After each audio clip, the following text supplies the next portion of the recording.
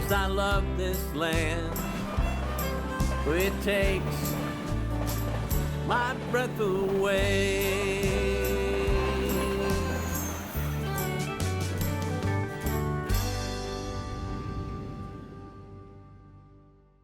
Welcome to Texas 10. I'm Melissa. And I'm Steve. And today we're talking about some great books. In fact, we've brought our Texas author, Bryan Burrough, with us. And he is the author of The Gunfighters, How Texas Made the West Wild.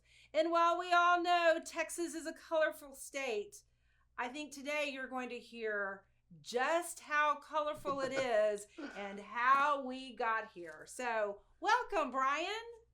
Thanks for having me, y'all. All right. And so I'm going to say I am super excited about this. The Gunfighters has gotten rave reviews, and it's a fascinating topic right online with Texas 10. But Bryan this isn't his first rodeo, if you will. And so Bryan has written some great nonfiction books, Mom. We'll get into that in a minute, but some nonfiction books, starting with Barbarians at the Gate, which is a defining book about business in the 1990s. And then he's written The Big Rich, which, as you know, is just one of my favorites in telling the story of Texas oil families. Forget the Alamo, which was a myth buster. And that brings us to your book, The Gunfighters, which talk a little bit about the myth of the gunfighter and how much actual truth lay behind it. Yeah, it's funny. In Forget the Alamo, we kind of approached a Texas story and said, maybe we don't understand, all about it. And that, a lot of people said that was myth busting. In this one, y'all, we're taking a Texas myth of the Texan is this kind of six-shooting, rootin' guy with a gun shooting up Kansas towns or whatever, and saying, "Oh no, it's so much better or worse than you know." I mean, you can find editorials in New York newspapers saying that Texans are just a little too free with their guns and gunfights from 1878, from like 150 years ago. Well, hey, some things never change, Bryan, right? Well, it shouldn't be surprising that Texans would develop a highly martial culture, one where, because back in the 1840s and 50s and 60s, we needed those weapons. Texas was really maybe the only state that had not one but two violent borders: the Mexican border, of course, but also the Native American border, which cut the state in half on a diagonal into the 1870s. So it shouldn't be a surprise that Texans really became notable for their firearms expertise. Well, I wanted to say, it's great. So many, and Steve's going to make a point of this. A lot of times I'm in a book club, and I was a fourth grade teacher forever. And in fourth grade, you teach Texas history. And kids are always like, history's so boring. By the end of the year, my kids would say, if you ask, what's your favorite subject? They'd say, history. I love Texas history. And so many times in my book club, people will pick or choose historical fiction. And I'm not downplaying historical fiction, but I really want to hear about how you got into writing nonfiction and how exciting nonfiction can be. Well, I just was, unlike a lot of people, I was never drawn to fiction into making stuff up when I was a kid. Movies that seemed a little silly about the Old West, or great fiction by Zane Grey and people like that, I never connected with that. I connected from the time I got my first Old West book when I was in sixth grade, when I was 11. I just always wanted to know the history of it, the facts of it, or as close as we could get. So I guess in the back of my mind, this is a book I always hoped I would write someday. I actually tried to write it 20 years ago. Some of you may remember a book called Public Enemies, which was made in a pretty decent Johnny Depp film a few years back. And it was based on my book, which looked at the FBI's pursuit of bank robbers during the 1930s, people like Bonnie and Clyde and John Dillinger. And when you go back that far and you're looking at outlaws and people who made their living with guns, it just seemed the natural next place to go was the Old West. And my publisher was not thrilled about the idea, but luckily I stayed at them. And 15 years later, they said yes. And the book is just out last week. Well, truth is sometimes better than fiction. No, I will say truth is better than fiction, right? And so the shout out to my mom there was, she is a huge historical fiction fan, and I get a historical fiction book from her Christmas. And I always argue with her. It's like, why do you need when the history is so interesting all by itself? Well, and with history, your reaction is always, no way. Right. Or that's so cool. With fiction, I'm just like, okay, the person had a great imagination. Right. I don't. I grew up in Temple. Of course, my family was from Waco, and I grew up down in Temple. And my first job was at the Waco Tribune-Herald. All I ever wanted to be was a newspaper reporter. But once I got old enough and tried to write a book, I kind of caught the book bug, and that's what's kept me going. Well, it certainly has, like I said, and we'll put your backlist and how to get the book and all of that will be on the podcast. And I can't encourage people enough not only to get the Gunfighters, but if they haven't read The Big Rich or Forget the Alamo, to go back for our Texas fans and make sure they read those too. So you talked about we've been talking about the facts and whatnot. One of the things that grabbed me about the book is it surprised me the amount of source material that was available to you and that you went out and got. So talk about that a little bit. Well, there's a couple of ways you can write one of these books. You can really, go back into the original museums and archives and all that. And that's what I have typically done over the course of my career. But in some cases, like Gunfighters, there's not a ton of new material popping up about stuff that happened 150, 175 years ago. So this book is essentially a survey, meaning I went and bought literally every book about gunfighters or adjacent to gunfighter or having anything to do with guns and the Old West. And that's the 500 books that are on my office shelves right now. So this book, The Gunfighters, is supposed to be a distillation and really a rethinking, a reimagination of what we think we know about all these people like Billy the Kid and Wyatt Earp and John Wesley Hardin of Texas.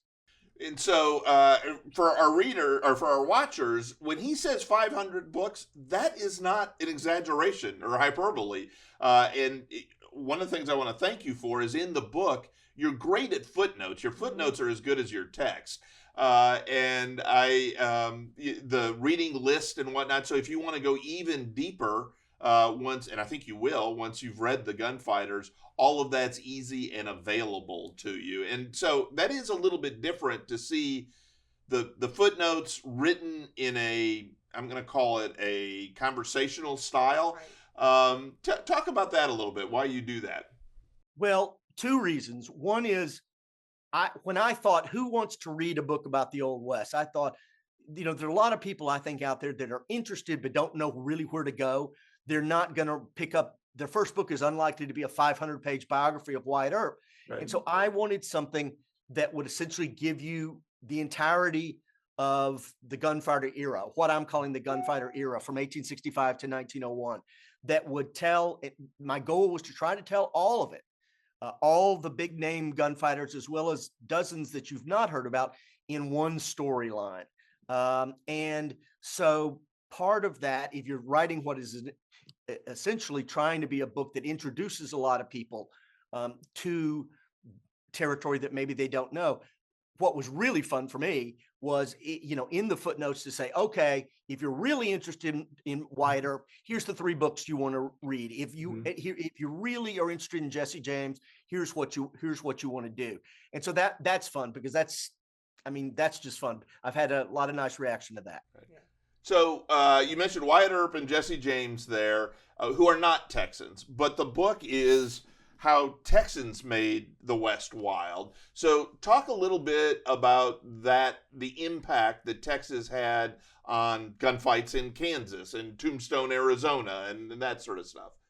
That is the one thing that is pretty new in this book, is this idea of the outsized influence that Texas and Texans had in this world of old West gunfights. it started for me by trying to trace where this behavior came from.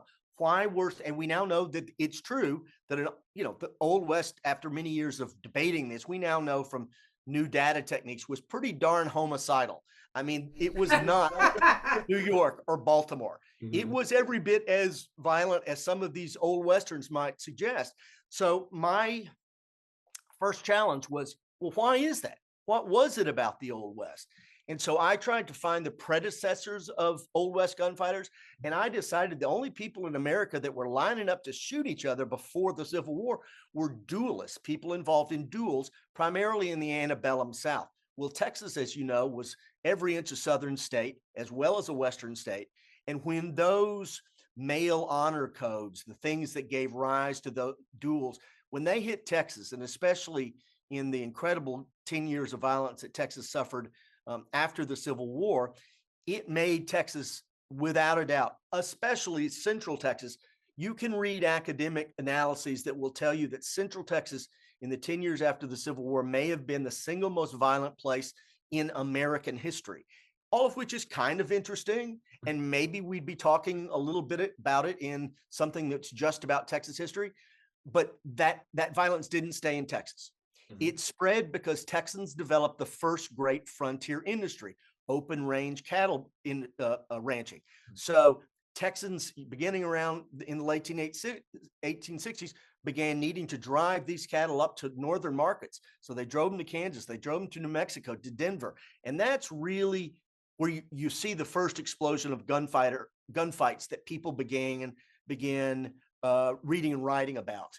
And I'm telling you guys, on one side of every one of those notable gunfights, it's amazing, was a Texan. Right. Well, I don't know that we should be proud of that, but that's great. Well, talk a little bit. Go back to the duelist, because when I picture a gunfight from the old, Westerns or the movies or Gunsmoke, it's the dusty street and they walk out of the saloon and they do the paces and they turn around. Talk about the myth of what a gunfight looked like, or how it evolved, the gunfighting evolved from the duelist. Yeah, that kind of stylized two guys in the street staring each other down type of gunfight was exceedingly rare. The one that literally felt like a duel, only out west with a revolver. Right. I opened the book with the most famous one like that. And it's actually the first gunfight that achieved national attention in the years after the Civil War. It happened in Springfield, Missouri in 1865, and was won, as I'm sure you know, by Wild Bill Hickok. So, but that type of thing is very, very rare. What you find is that the old duels of the old South, the formalities of that duel disappear once this behavior gets out west. The similarities, to my mind, are about the reasons people had duels, the reasons people had gunfights. And it has to do really with kind of a set of male honor codes that, were popularized in the South, which basically said that everything about the way you were ranked in society is about your honor. Let's say on a scale of 1 to 10. And if somebody insults you, it takes you from a 7 to a 5, you have the opportunity, and some would say are compelled, to respond to that challenge with violence, even deadly violence. And so it was that type of attitude that you see on a straight line from the Old South through Texas, and then with the eruption of the Texas cattle business, which spread Texas cowboys and longhorn cattle from Montana to Arizona to Kansas. We were everywhere, y'all. And everywhere we went, you see gunfights, often connected with the cattle business, almost always involving Texans. Right. And so it was interesting, the different Kansas cattle stops, how, and I don't want to give away too much of the book, but how they would get tired of the Texans, and then there would be another cattle stop that we would have to go to. The first place that America kind of became aware that there were these new gunfights going on, it wasn't even a thing before the Civil War, was in these series of towns that cropped up out on the plains of Kansas where Texans could bring their cattle and get them shipped up to market. And it's really the first place where you start to see name brand gunfighters. And just about everybody who was anyone in the Old West shows up in one of these Kansas cow towns. It's like the Madison Square Garden of the gunfighter era. Wild Bill Hickok, Wyatt Earp, lesser known guys, some may know Clay Allison, Ben Thompson, Luke Short, Bat Masterson, Doc Holliday. Everybody, it seems like, puts at least a cameo into these cow towns, which start with Abilene. Then they go through a town called Newton and Ellsworth and Wichita. And of course, everybody knows where they end up, where all the cattlemen and all the gunfighters end up at the end of the decade, Dodge City. Right. And I'd say Dodge City, also a home of Gunsmoke or whatnot. I heard the other night we were at Fabled here in Waco listening to your presentation, and you made a remark that I just found very humorous about the statue in Dodge City. When you visit Dodge City, you see two statues out by the information center. One of them is of the gambler gunfighter Doc Holliday, which many of us who watch Westerns may be familiar with. And then there's another older gentleman, in a statue just down past him. And I walked up to it thinking, well, of course, this is Wyatt Earp, the most famous man to ever come out of Dodge City, but it wasn't. He was James Arness, the actor from Gunsmoke in the 1960s. And I was like, okay, well, that's the way you want your history. Y'all can have it that way. Well, that's where we go, the historical fiction part, right? But really, fact is better than fiction. I thought it drove home a point, because we talked about the duelist being the sort of patient zero of this, and maybe I'm projecting my thoughts on everybody else, but when I think of a duel, I think that's really stupid. I mean, not in our day and age. Like when the Hamilton thing, Aaron Burr and Alexander Hamilton, that's just ridiculous.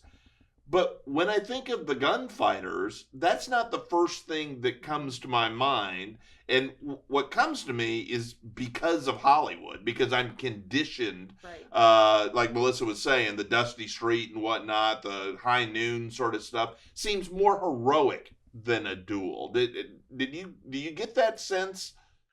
Well, I will tell you that one part of what I don't do is judge. So I pretty much present the duelists as something that they thought made a lot of sense at the time. The high watermark, of course, being from the 1790s until the 1840s.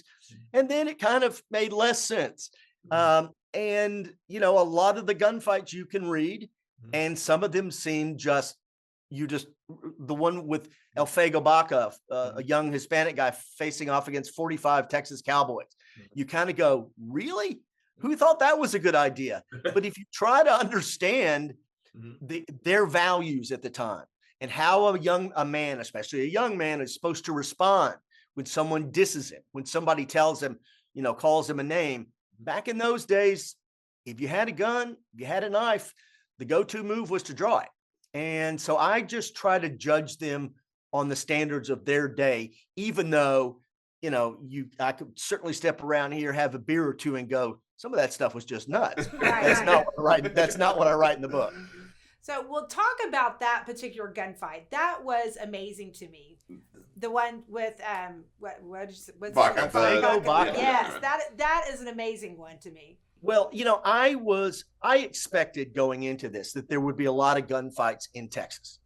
One Texas professor did a study in which he identified like 600 significant gunfights on the Old West frontier, and something like a third of them were in Texas. What I hadn't understood is how Texans and Texas cattle spread across the rest of the Old West. So that, for instance, the outlaw gang that Wyatt Earp does battle against in Tombstone, above the border, they were known as the Cowboys. South of the border, where they stole an awful lot of cattle, they were known as the Tejanos, because so many of them were from Texas. But probably the just flat out craziest gunfight of all is this one that happened in October 1884 in a town now called Reserve, New Mexico, over on the Arizona border at pretty high altitude. It was a small Latino village at the time in which Texas cattlemen had come in and leased everything around it.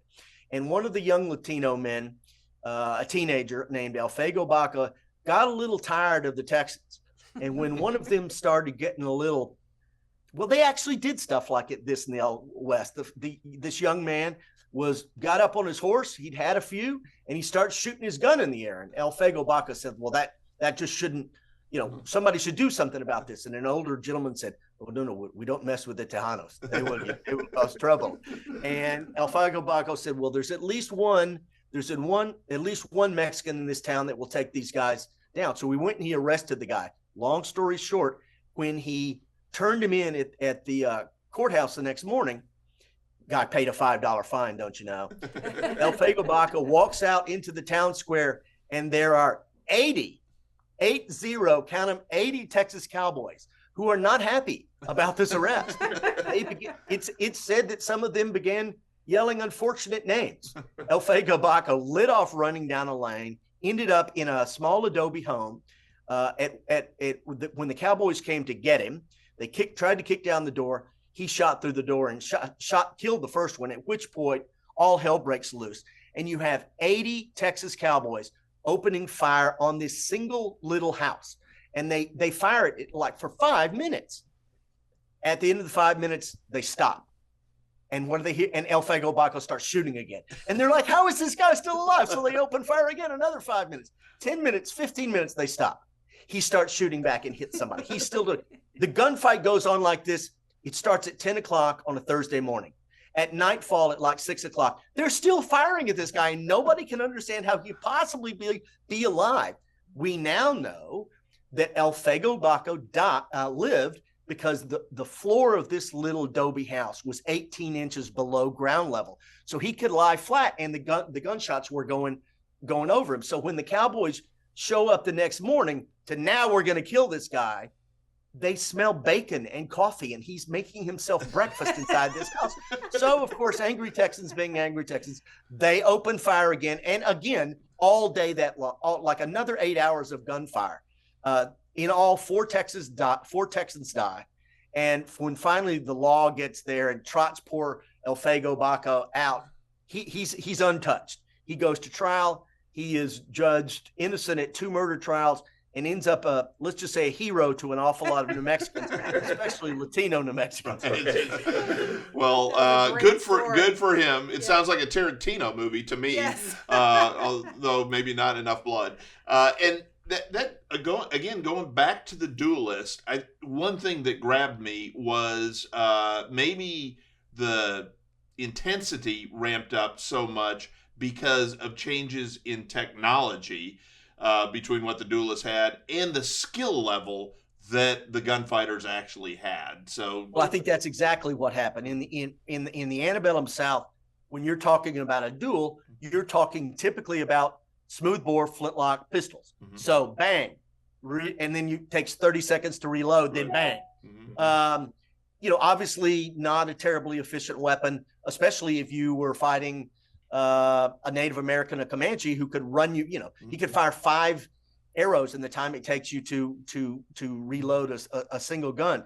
Everything changed in terms of the personal violence in Texas, in the West, and around the world with the introduction of the first actual revolver, bang, bang, bang, bang, bang, by Samuel L. Colt in 1836, 1837. In fact, they were first introduced in the months after the Alamo. And the nation yawned. Nobody bought these things. Nobody understood what they were. No one wanted to be the early adopter, as they say. And of course, serious students of Texas history will already know this. The group of Texans who first discovered the revolver in 1844, a bunch of revolvers that had been bought for the Texas Navy, if you can believe that we had a Navy, and left behind, a young ranger named John Hayes said, "What are these?" Gave them to his guys, and they go out, and in something called the Battle of Waller Creek, 23 of them engage a group of 125 Comanche out northwest of San Antonio in the hill country, killed 23 of them to the death of 1 Texan. And the chief that day was later is quoted saying, "I will never again do battle with John Hayes, who has a bullet for every finger on his hand." And that really revolutionized personal violence in the Old West. It made that type of kind of face-off violence that used to be very formalized in the old South now becomes a much more feral, a much more violent, and Yeah, it became an incredible thing. And so that's the technology. Then there was a quantity issue after the Civil War, I think, in terms of the armament. You cite a stat in the book, and I don't want to miss the number, but it was an incredible amount of armament that went out to the private citizenry after the Civil War. Given that the first, nationally recognized Old West style gunfight happens 3 months after Lee surrenders at Appomattox, common sense tells you something about the violence that we experience in the next 35 years in the Old West should have something to do with the Civil War, right? Mm-hmm. So the first thing I thought was, well, obviously a lot of men came out of the war scarred, probably suffered some type of post-traumatic PTSD-like symptoms. And unfortunately, that really has to remain kind of speculative. None of them left behind autobiographies saying, yeah, I killed all those guys because I had a really tough time at Gettysburg. Right. But there are a handful of gunfighters who did have rough times in the war. Clay Allison of New Mexico was discharged because he was a little nutty. And then, well, and a number of others you can speculate. But what you reference is the one concrete thing we can say from the Civil War that contributed to the violence in this period was the fact that in 1865 and 1866, the federal government auctioned off or gave away 1.3 million sidearms. Now, open carry was not unknown in America at the time. You can find accounts going back to the early 1800s of men wearing guns on their belt in Georgia and Arkansas, primarily frontier or rural areas. But what it is safe to say is that after the war, beginning in 65 and 66, people were just stunned how pretty much everywhere except in major cities, it became no longer unusual to see men wearing guns outside their clothes. And certainly when guns are that easy and everybody's literally wearing them while they're drinking in the saloon, while they're losing at poker, while some guy's stealing their girl, you can begin to understand how they're the genesis of a problem. Right. So and again, the book is just chock full of insights like that. And I mean, we've touched on some of the major themes, but I'm a little bit of a broken record, but I encourage people, go out, get the book, and you're going to learn so much about it. So instead of talking about a specific insight, I've got maybe a more general question, which is, you write about people that were dime store novels, they were TV characters, all the rest of it, but they were real human beings, right? And so in your writing process, did you feel like you got to know these people? Some yes, some no. A lot of it, Steve, is just about how much information there is about the individual. If you accept the idea that this gunfighter era went from 1865 and 1901, that was a period that saw not only the rise of more professional law enforcement, but the rise of more newspapers on the frontier. So, in 1869, we know John Wesley Hardin, was involved in that 5 or 10 year period and probably between 30 and 40 shootings. I think we may have written versions from newspapers about maybe 10 of them. So in some of these cases, you're kind of trying to figure out, our claims he made in life, are they accurate or not? Flash forward 15, 20 years to the most famous gunfight of all, the gunfight beside the OK Corral with Wyatt Earp and everyone, lasted 30 seconds. 3 people were killed. Several others were wounded. We can recount that gunfight second by second because there were 2 newspapers in that town of Tombstone that wrote about it from the first day. And most importantly, there was a legal investigation by the local marshal that took depositions of gunfighters for weeks. And so we can tell that version from almost everyone's point of view. And that type of detail becomes much more prevalent. I think that the gunfights that jump out at us most clearly are those that were written about in a responsible way at the time. And a lot of that really starts in the 1880s and 1890s. Well, good for the journalists and Right. lawyers Right. who don't often get a lot of praise. So we did do something useful, I guess. So you got anything else? What I do have to say is all my fourth grade students who loved history so much, I do encourage you to get this book because it is everything that you loved about our stories in Texas history. Well, and I have one last question. And so I know that you get the question a lot about, who would you want to face or Right. not face and all the rest of it. I got a little bit of a different question related to the last one, which is, if you could have interviewed one of these people for your book, who would you have wanted to interview and why?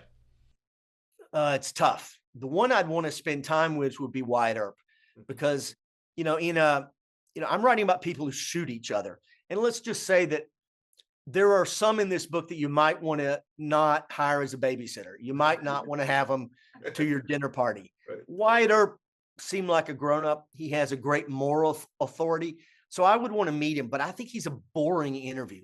The one who fascinates me is the greatest gunfighter in Texas history, John Wesley Hardin, who killed depending on the numbers you believe, between 25 and 42 by the time he was 21. And not one of them was like, every single one of them was he got in some type of argument. He was just constantly getting an argument and shooting people. And I would like to understand look, he was a very talented gunfighter. He practiced a lot. It's also pretty clear he was a bit of a maniac. I would like to understand him better. Yeah, All right. I don't think that I'd want to date him. Well, Bryan, we can't thank you enough. As this is genuine, right? Yes. So we love Texas, and I have long loved your writing, and it's just been a great pleasure having you on today. Well, thank you. It was such an opportunity. I've read so much about how Waco has changed so much over the last 20 or 25 years. And it's been fun to come back and re-engage and just go, wow, they have restaurants like this in Waco? Yes. Yes, we did. We're up and coming. Come back. And you can find more about that on Texas 10. So go to texas10.com. We'd love you to like, subscribe, do all the social media things. Bryan, do you have any social media handles you care about? You'd like to? Oh, I just, I post a little on Twitter or whatever they call it this month. Mm-hmm. And I post on Facebook. But, I put most of my words out in there in books. Right. Well, go buy them is what we have to say. Great books. It's a great read. We encourage you to get out and travel, and you can go to towns like Hico and see Billy the Kid's statue. You can find his grave in Hamilton. I don't think it's his real grave. That's what they say. I mean, you can put things on it. So all of these stories you've heard and all of these legends come to life in Bryan's book, and this is the real deal. Right. So thanks, Bryan, for joining us, and we Y'all, wish you thanks well. so much. All right. All right, take care. Thanks. Bye. And I love this land. Oh, it takes my breath away. From the Palo Duro to the Gulf Coast plain. From the heart of the hill country to the piney wood shade. I love this land. It takes my breath away.